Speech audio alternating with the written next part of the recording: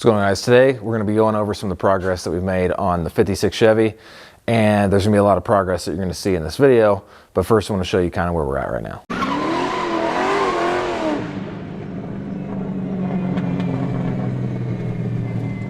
All right, so obviously I've got the car stripped down and starting to strip down the paint and stuff, so we're just trying to figure out on the quarters, because that's obviously one of the more concerning parts on cars when you get into them and start sanding through some of the original or even, you know, repainted cars. So far, I'm actually pretty pleased with what I'm seeing. There's nothing crazy concerning.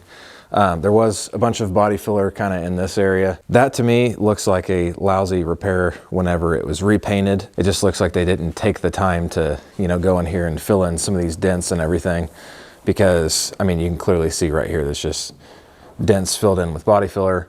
And then there was a mess of original paint and then like this newer paint that they sprayed over top of it. Bunch of body filler, but for the most part, it is a solid panel. This part down here, I'm starting to make my way through here. On the back side, I'm not feeling like any Bondo pushing through or anything, so I don't think there's gonna be a crazy mess right there. But really, if that's the only part of the quarter panel that we have to repair with new metal or anything, if that's required, that's not really that big of a deal. As you can see behind me, the floor pan is in, and when I mean in, obviously it's just shipped here, and then the trunk pan's sitting right back there. So the panels that we need to put in are here. It is a complete floor pan that we ended up going with, and the trunk pan as a separate piece.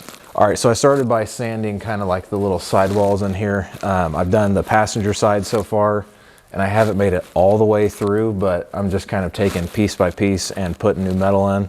I'll kind of give you a look of where we're at on this side, and then we're going to do the driver's side in this video because it's about the same condition, if not maybe just a little worse. All right, so in the trunk area, I've got a light set up here and another light right here to kind of help you see what I've got. But so basically right here where my finger shadow is, I guess, there was a giant rusted through spot. I cut that out and put in some new metal. So all that is done. And then there was a little section down here that also had a rusted hole in it. So I just cut that out, welded new stuff in there.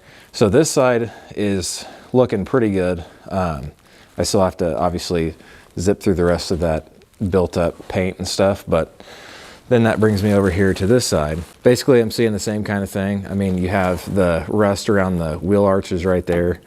And then as you come up here onto the lip where the actual wheel tub welds to, as this kind of goes up and around, there's just kind of rust that forms all the way around those, and then it rusts all the way through the trunk sidewall area. And really the only way to fix that is by grinding all of it down and seeing what you're working with, which I can almost guarantee that there's Bondo right through there. You don't see it right now, but I would almost guarantee it. And then we've got this section down here, which this is where the filler neck would come through the taillight housing and then would run down here to your gas tank.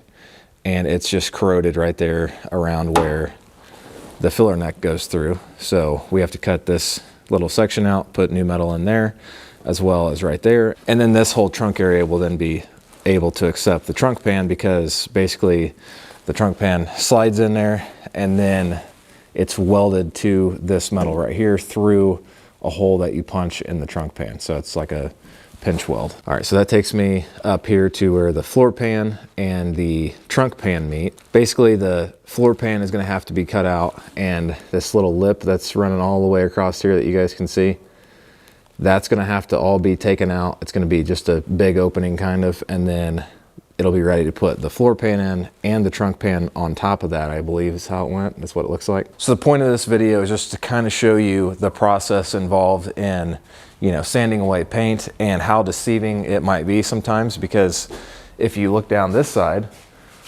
it appears to be a pretty solid car until you start sanding through it, and you never know what you're going to find. So that's another reason why, you know, to the untrained eye, or even to people who have been doing this for a while, you know, like this might look okay until you start sanding through it. If you get somebody who's like fairly decent with doing body work and doing Bondo, you can hide a lot of stuff with some Bondo.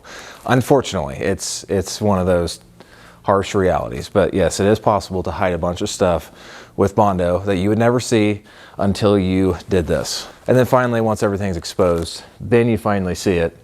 And then now we can go in and repair it the correct way. All right, so to start off with, we're gonna go driver's side, the kind of sidewall of the trunk there. We're gonna use some prep pads on a right angle grinder and be stripping down all the paint just so that we can see the metal.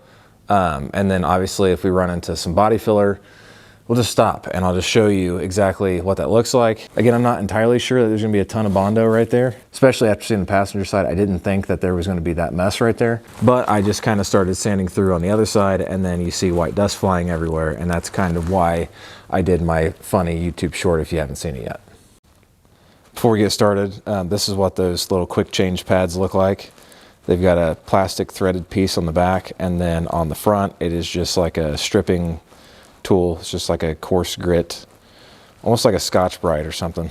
But it is pretty coarse, and it will strip paint and stuff really nicely. Obviously, you're not gonna do much like grinding of welds with this. That's what the actual grinding discs are for, but we're gonna go ahead and get started.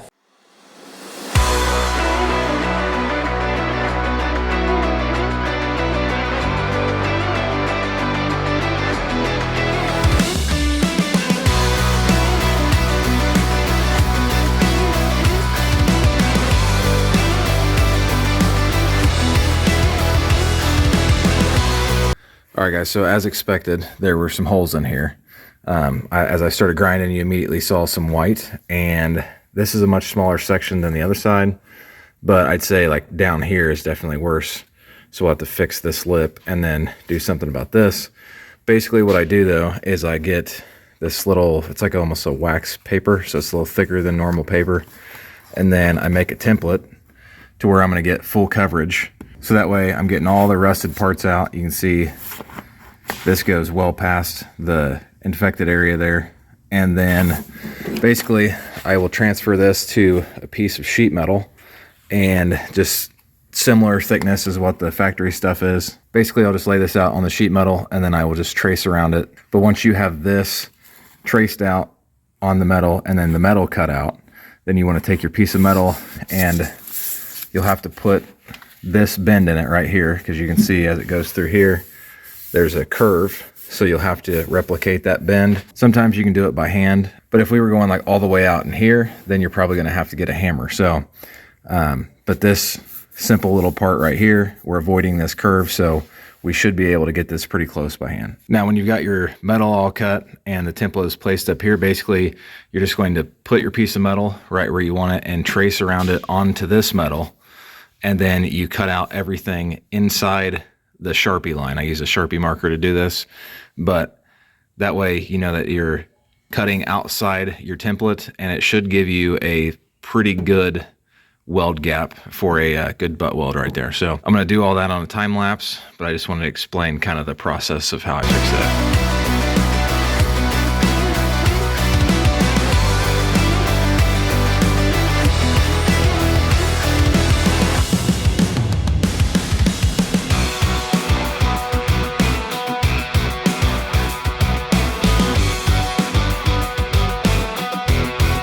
All right, guys, so I wanted to give you like kind of a realistic view of what this will look like whenever you're done welding it.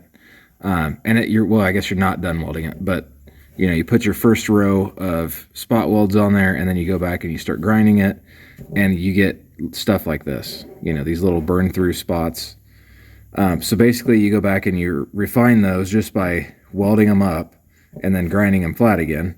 And then you get stuff like this, where this is probably caused by the panels not being like completely flush against each other.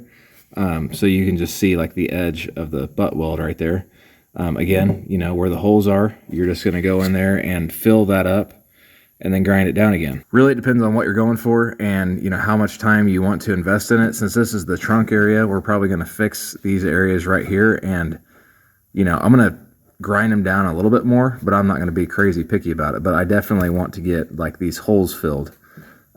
Then once the holes are filled, you know, and you get something that looks like over here in this corner right there, where you got maybe like a few little tiny pits, then that's not that big of a deal. So that's definitely workable. Here's what I would consider like a finished product on the other side. The replacement panel was this whole area. And, you know, you can still definitely see the spot welds, but again, it's on the inside of the trunk. So, you know, it just depends on how far you want to go into it. Something like this, totally fine, because again, this whole panel was cut out up through here. So this is perfectly fine for the trunk. And this idea of like, this car has no body filler on it. I would say it's impossible to have a car that doesn't have body filler on it where you can't see some little imperfections, you know what I'm saying? All right guys, so obviously I have to finish that area down there. The last spot we're gonna worry about is just all the way along this lip down here, just to grind it back to where there's, you know, good metal showing, because that's where the trunk pan will get welded to. After that's fixed, we're gonna hit this whole area with some primer, because you just essentially, it's probably not gonna be touched for a while. Because we're going to be restoring the rest of the car. So we're going to just hit it with some primer just to keep it from rusting, because any bare metal will obviously flash rust. So that's what we're trying to prevent. All right, so the plan as we're kind of stripping down this whole car is to tackle a lot of the rusted out spots just like we did on the trunk area. I think the only spot that might be really rusty, that might be more advantageous to just buy a new one, would be like the fender. Like I said earlier, the floor pans are all going to come out of here, and the process will be the exact same as the trunk pan. We're going to try to just repair this front piece up here, because this is, you know, if we take this out, then we're getting up into the firewall. But that piece up there looks pretty solid. So it's definitely something that we can work with. All right guys, I know I look crazy as can be right now with my respirator beard print and my crazy hair, but that's what happens on these dirty days. But I'm gonna keep working at the 56 Chevy and get the trunk area like officially all prepped up. And then in a future video, we're gonna be moving on to the floor pan. So stay tuned for all that. All right guys, so again, this is a full restoration. So it's gonna be start to finish. Every single piece of this, it's gonna be an LS swap. So it's gonna be awesome. I'm sorry, I just realized that I look like the lion off the Wizard of Oz right now with this beard print from the respirator. All right guys, so if you haven't already, I'm still just looking at myself thinking of the Wizard of Oz now. But I would greatly appreciate if you guys would subscribe to the channel and help the channel grow. We did pretty decent last year, so I'm hoping that this year we can really help to grow this channel. So with that being said, I'll stop mumbling now, and I will catch you guys in the next video.